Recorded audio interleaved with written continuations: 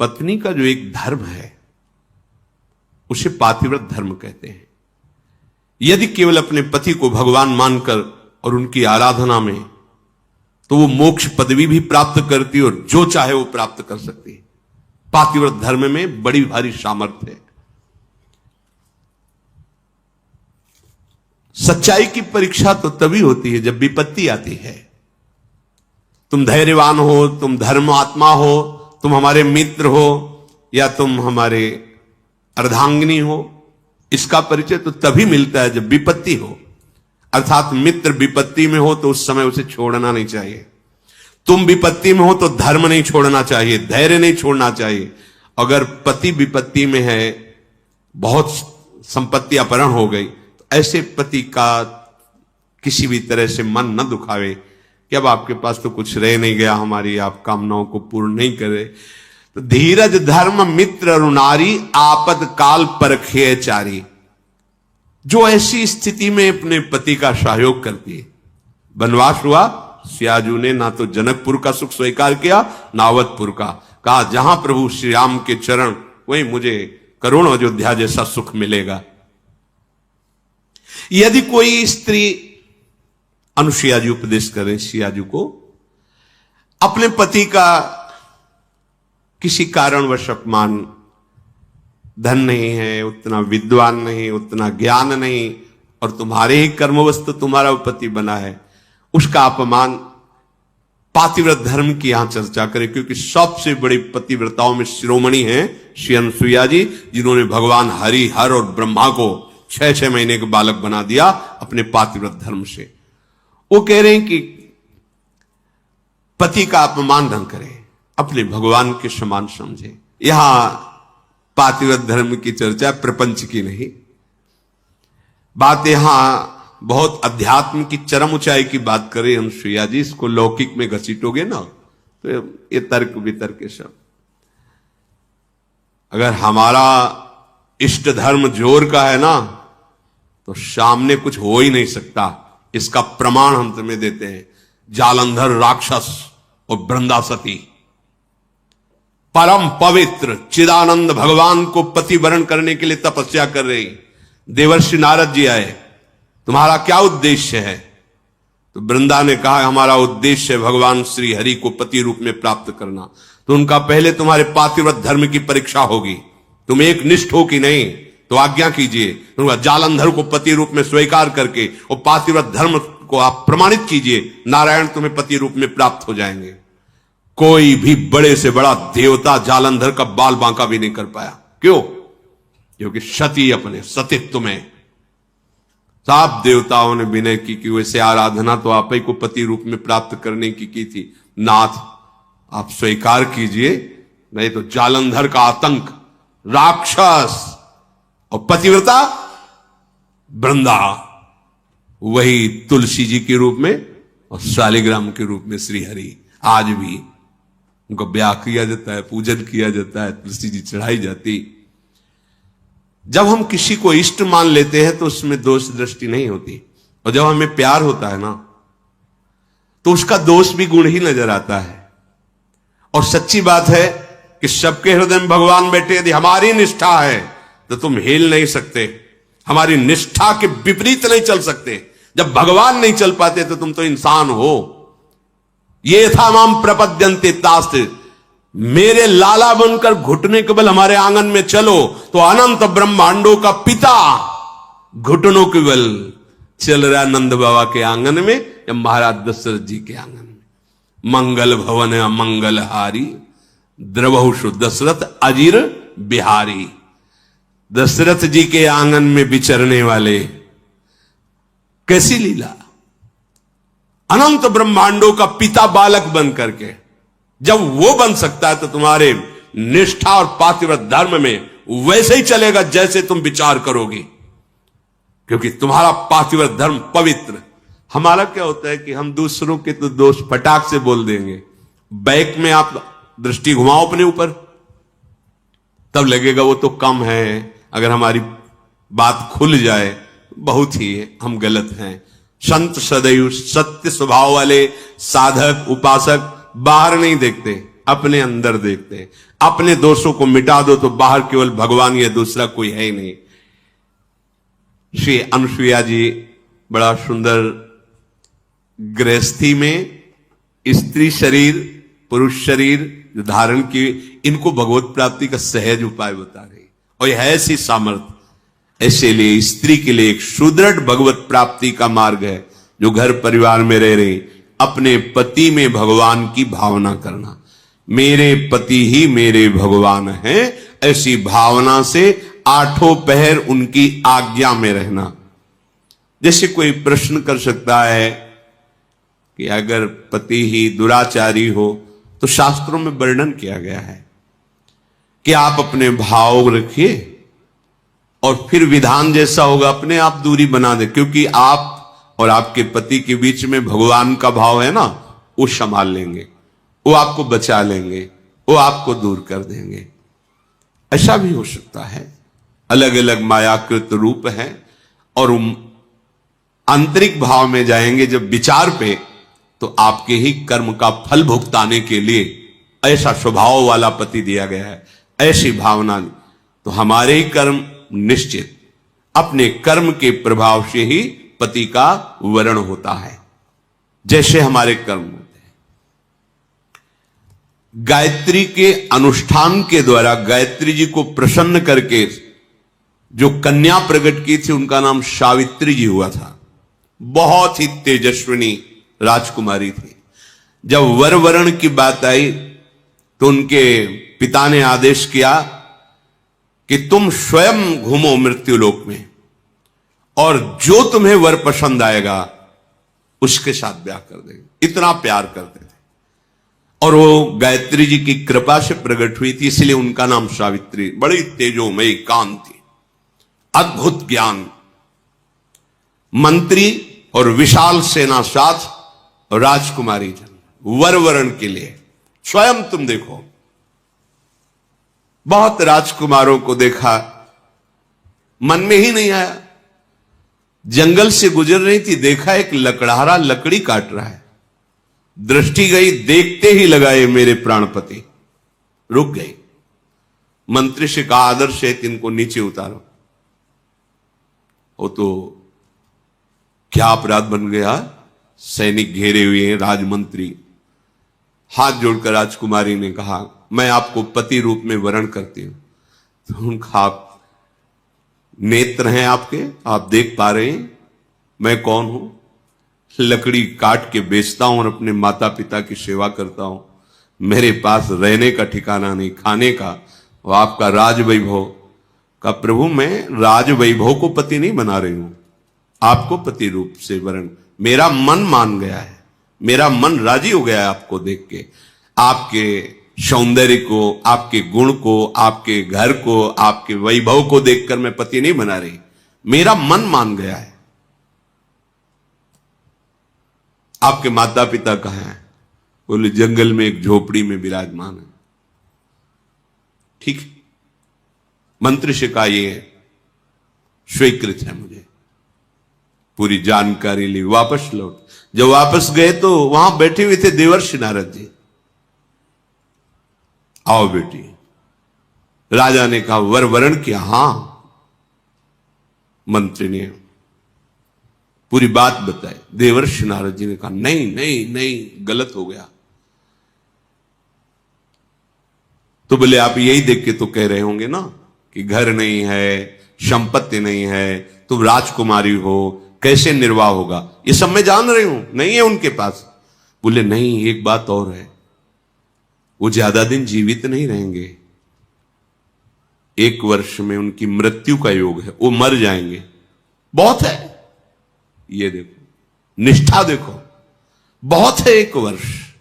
अगर मैं 1 दिन भी उनके नाम का सुहाग भरने को पा गई तो आज जीवन निर्वाह कर जाऊंगी उनके लिए। कैसा हमारा देश यति और सतियों का देश है। जैसे एक सन्यासी सर्वत्यागी, ऐसे साफ सुख की भावना केवल अपने पति में निहित करके भगवान को रिझा लिया। ये वो पातिव्रत धर्म है। अब सब भगत ही थोड़ी होते हैं, सब धर्म से ही थोड़ी चलते हैं। नारद जी बहुत प्रसन्न हुए। उन्होंने कहा एक बार जिसका वरण कर लिया बस। जैसे मां भगवती पार्वती जी ने सप्त ऋषियों को जवाब दिया था, कोटि जन्म लग रगर हमारी बरऊ शंभु न तरहो कुमारी। तुम एक बार की बात कहते हो, करोड़ों बार जन्म लूंगी और तपस्या करूंगी और वर के रूप में वरण करूंगी तो महादेव को ही वरण करूंगी। माना महादेव अवगुण भवन विष्णु सकल गुण खाद, जेहि कर मन जेहि सम रमे ते ते ही संत। मान गए आपकी बात पर, मेरा मन रम गया है शिव में, करोड़ बार जन्म लूंगी लेकिन महादेव को ही वरण करूं। ये सावित्री जी का ब्याह हुआ, पिता ने अपार वैभव, वही अकेले थे, बिल्कुल एक भी सुख नहीं लिया। नहीं, मेरे पतिदेव के ही सुख में सुखी रहूंगी, आपका कुछ भी दहेज कोई भी एक वस्तु स्वीकार नहीं करूंगी। बहुत सत्यवान जी प्रसन्न हुए, उनका नाम सत्यवान था, और कहा प्रिय पता नहीं किस पुण्य और सौभाग्य से तुम्हारी जैसी हमें पत्नी मिली। वैसे मैं भी एक राजकुमार हूं, मेरे राज्य का अपहरण कर लिया गया बैरी राजाओं ने।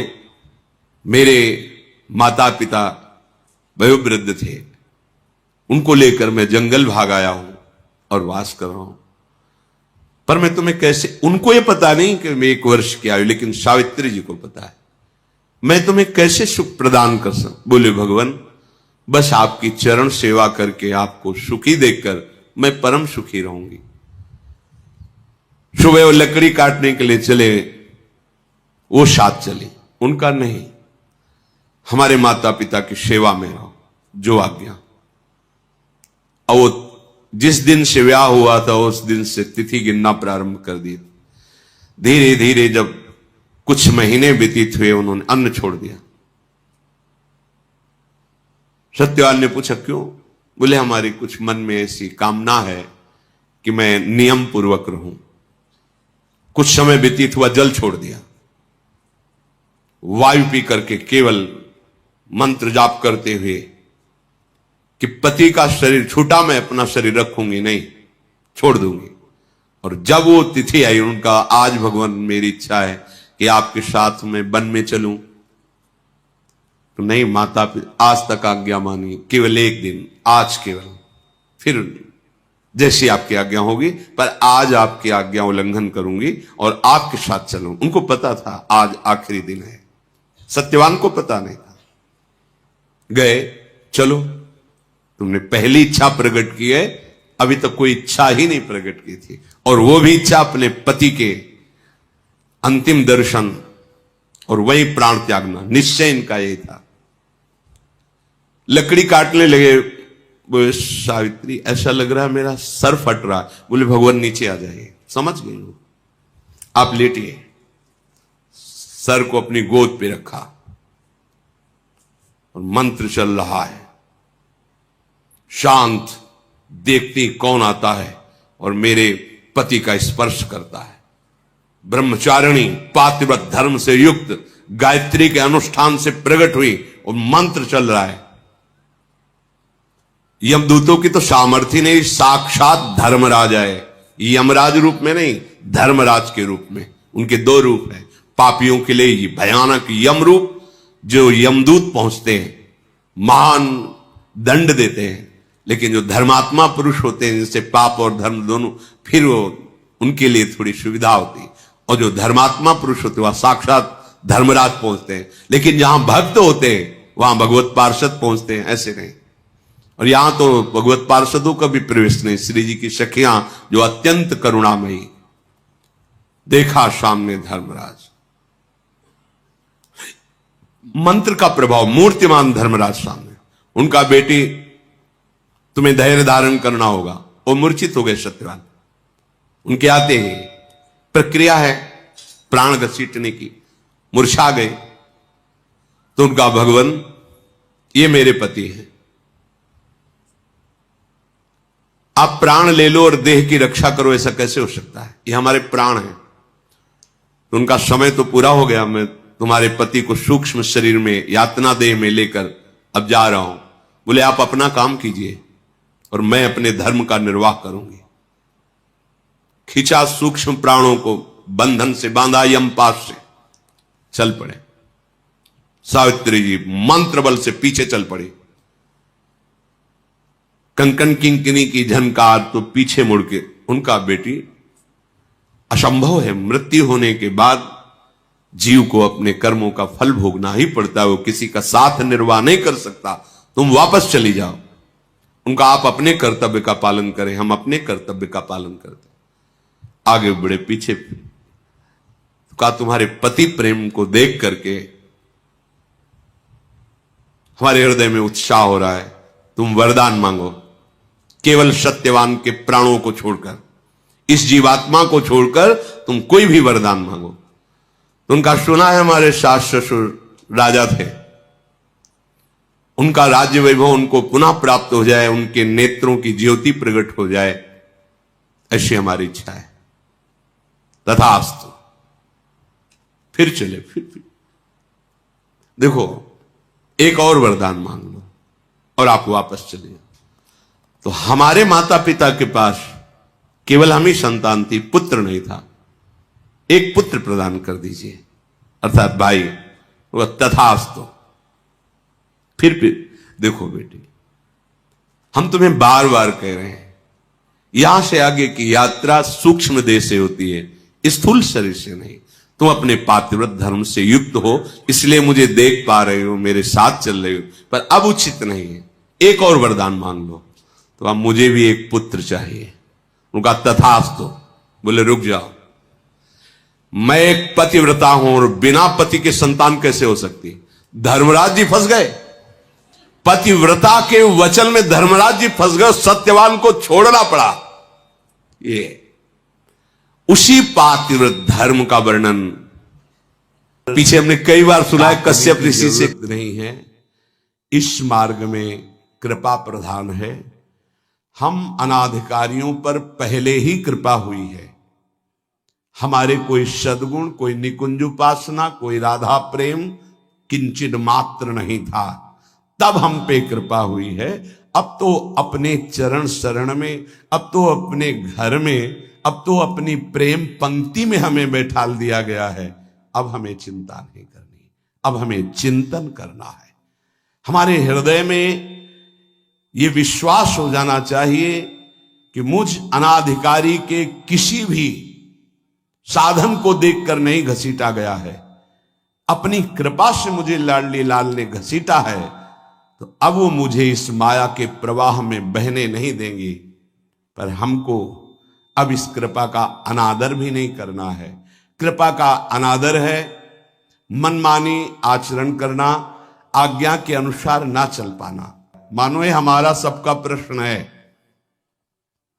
अथ केन प्रयुक्तोयम पापम चरति पुरुषः अनिच्छन्नपि वार्ष्णेयो बलादिविनियोजितः।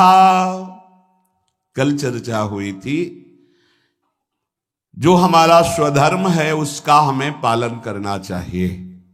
परधर्म भयावह, दूसरे के धर्म को स्वीकार करना मानो भय को स्वीकार करना है। किसी भी प्रलोभन से, बिल्कुल साधारण धर्म,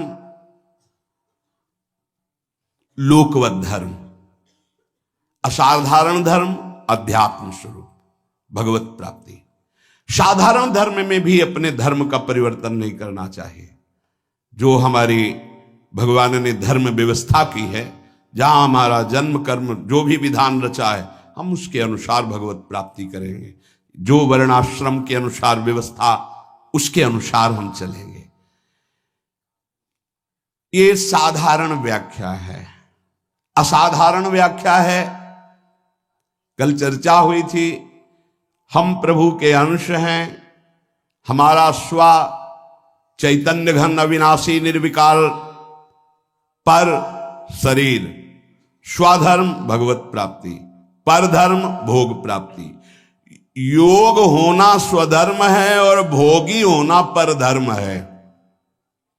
इसी से पता चल जाएगा कि हम स्वधर्म में हैं कि परधर्म में। ध्यान दीजिएगा, भगवत योग होना स्वधर्म है और भोगों में रत रहना ये परधर्म है। निर्लिप्त रहना भोगों से स्वधर्म है, भोगों में लिप्त होना परधर्म है। सबकी सेवा करना, कुछ ना चाहना स्वधर्म है, और सबसे सुख चाहना ये परधर्म है। भगवत प्रेम होना स्वधर्म है, शरीर प्रेम, शरीर संबंधी रिश्ते नातों में प्रेम होना परधर्म है। निष्काम होना स्वधर्म है, सकाम होना परधर्म है। निर्मम होना स्वधर्म है, ममता युक्त संसार में बर्ताव करना परधर्म है। अनासक्त होना स्वधर्म है, आसक्त होकर भोगों में, शरीरों में, रुपया में, नाना प्रकार की सामग्री में परधर्म है। तात्पर्य, प्रकृति के संबंध को स्वीकार करके जो कुछ हो रहा है वो सब परधर्म है। परमात्मा के संबंध को स्वीकार करके जो कुछ है वो स्वधर्म है। क्या सुंदर स्वधर्म की व्याख्या है। स्वधर्म चिन्मय, चिदानंदमय, अविनाशी है। परधर्म जड़ धर्म है, परिवर्तनशील है, नाशवान है। प्रभु का अंश स्वा, प्रकृति का अंश शरीर। स्वधर्म प्रभु से जुड़ना स्वधर्म, शरीर से, संसार से जुड़ना परधर्म। शरीर संसार के भोगों की इच्छा परधर्म, भगवत प्राप्ति की इच्छा स्वधर्म। चेतन स्वधर्म, जड़ परधर्म। परमात्मा स्वधर्म, प्रकृति परधर्म। बहुत सुंदर, इससे सुंदर व्याख्या स्वधर्म और परधर्म की मिलना कठिन है। परिवर्तनशील परधर्म, एक रस स्वधर्म। दो प्रकार की इच्छाएं होती हैं, एक भगवान की प्राप्ति की इच्छा, एक संसार की प्राप्ति की इच्छा। भगवान की प्राप्ति की इच्छा स्वधर्म है, इच्छा करना चाहिए। संसार की प्राप्ति की इच्छा परधर्म है, भयावह है, भय प्रदान करेगी, दुख प्रदान करेगी। कहीं कुधर्म को, अधर्म को, परधर्म को स्वधर्म मत मान लेना। दूसरे का अनिष्ट भाव, कूटनीति, आप अपने धर्म में इसे कुधर्म बना रहे हैं, ये स्वधर्म नहीं हो सकता। हमारे यहां देवता देवियों की, पशु की बलि चढ़ा रहे कि हमारे इष्ट कुल से चला रहा है, और प्रसाद में बोले ये स्वधर्म नहीं, ये अधर्म है। स्पष्ट यज्ञ में आराध्य देव के सामने प्रसन्नता, संकल्प पूर्ति में जो पशुओं की बलि है, कैसा भाव है इसमें? तो कोई बड़ी बहादुरी है?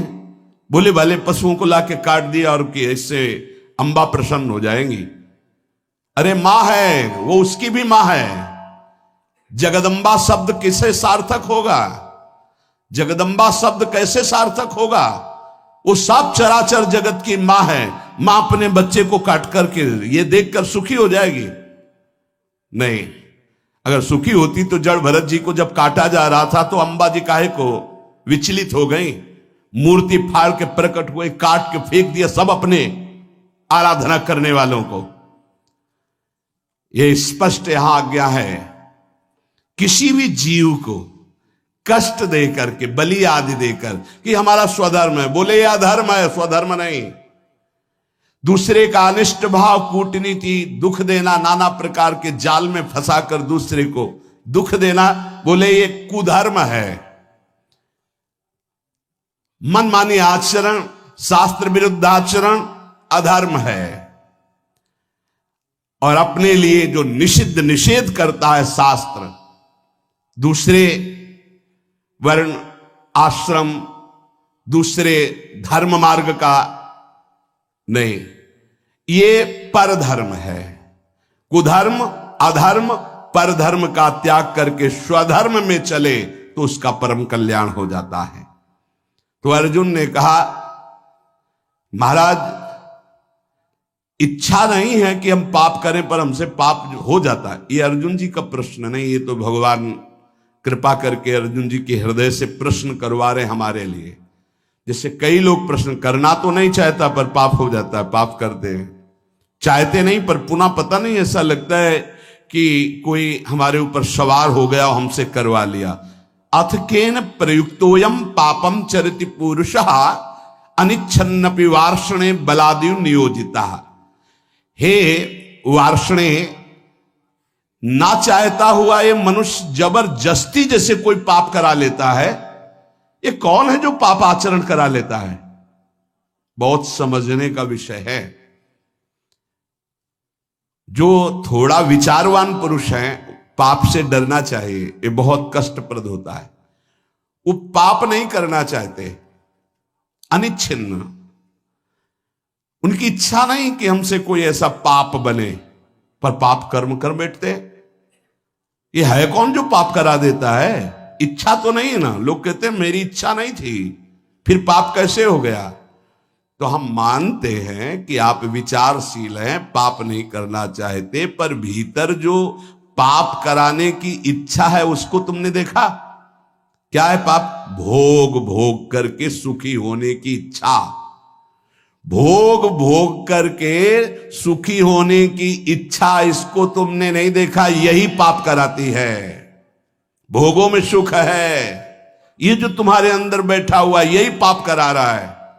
नहीं, दुख वाला भला आचरण करके दिखाओ कि इसका परिणाम जो है वर्तमान में भी दुखद और भविष्य में भी दुखद, आप बिल्कुल कदम नहीं रखेंगे। आपकी सुख बुद्धि होती है। अभी हम छीना झपटी करके चोरी कर ली चैन की, मोबाइल की, 10-20 हजार मिल जाएंगे, उससे अच्छा भोग होगा। चोरी, हिंसा, व्यभिचार, जुआ, जो भी निषिद्ध कार्य होते हैं, अंदर से सुख की लालसा होती है। अनिच्छिन्न केवल उसका यह कहने का है कि वैसे मेरी पाप करने की तो इच्छा नहीं थी, लेकिन भोग सुख की इच्छा ही पाप का मूल है। बलाद्यु नियोजितः। अर्जुन जी कह रहे हैं फिर ये बलात् मुझसे कौन पाप करवा लेता है? मेरी इच्छा तो पाप करने की नहीं। ये संसार में सुख है, भोगों में सुख है, अंदर जिसके ये बैठा है वो पाप किए बिना रह नहीं सकता। जैसे दुर्योधन भगवान को कह रहा है कि जानामि धर्मम न च मे प्रवृत्तिर, जानाम्य धर्मम न च मे निवृत्ति, केनापि देवेन हृदय स्थितेन यथा नियुक्तोस्मि तथा करोमि। केशव, मैं धर्म को जानता हूं पर उसमें मेरी प्रवृत्ति नहीं है। मैं अधर्म को भी जानता हूं पर उससे मेरी निवृत्ति नहीं है। ऐसा लगता है कोई देवता मेरे हृदय में बैठकर करवा रहा है, क्योंकि मैं धर्म जानता हूं। वो देवता है सांसारिक सुख भोग की प्रबल इच्छा, और कोई देवता नहीं। दुर्योधन ने जिसे देवता कहा यही